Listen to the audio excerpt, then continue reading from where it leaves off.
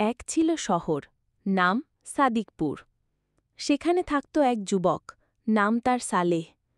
সে ছিল গরিব, কিন্তু হৃদয়ে ছিল সুবর্ণ সততা। দিনে মেহনত করত, রাতে চোখ ভিজাত আল্লাহর ভয়। সালেহ কোনোদিন মিথ্যা বলত না, মানুষের আমানত রাখত নিজের জীবনের চেয়েও দামি করে। অভাব ছিল, তবু কারো সামনে হাত পাতত না।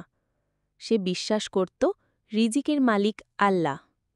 গ্রামের ধনী ব্যবসায়ী হাসনাত সাহেব ছিল দাম্ভিক। গরিবদের মানুষই ভাবত না। তার কানে গিয়েছিল সালেহকে সবাই সম্মান করে। সে জ্বলতে লাগল হিংসায়। একদিন সে বলল, এক কাঠুরে ছেলেকে সবাই এত ভালোবাসে কেন? তার গৃহকর্মীরাও বলত, স্যার, সালেহ ভাই মানুষের উপকার করেন, তাই সবাই তাকে ভালোবাসে।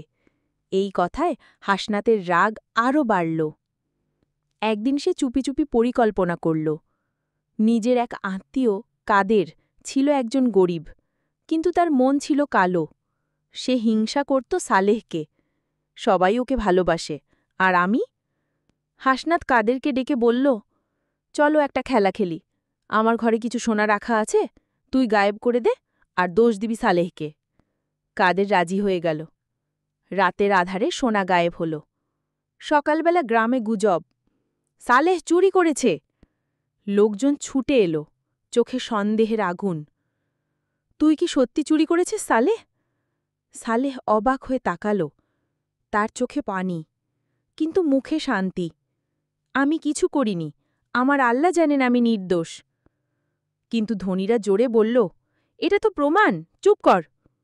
কিছু গরিবও বলল, হয়তো সত্যি করেছে, সৎ সাজে, কিন্তু ভিতরে অন্য কিছু। সালেহ মসজিদের পাশে বসে কান্না করল।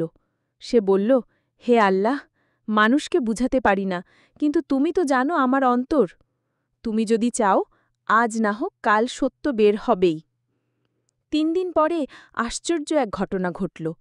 হাসনাত সাহেবের এক কর্মচারী ভুল করে কথা ভাস করে দিল। সে বলল, এই নাটক তো স্যারেরই বানানো। আরেকজন গোপনে শুনে নিল সব। পরদিন সকালে সালেহের হাতে একটা চিঠি এলো। আপনার নামে ষড়যন্ত্র হয়েছে, আমি সাক্ষী দিতে প্রস্তুত। চিঠি পড়ে সালেহ সেজদায় পড়ে গেল। আল্লাহর শুকরিয়া আদায় করল সে। গ্রামের পঞ্চায়েত বসল। প্রমাণ এলো, সাক্ষী এলো, সত্য প্রকাশ পেল।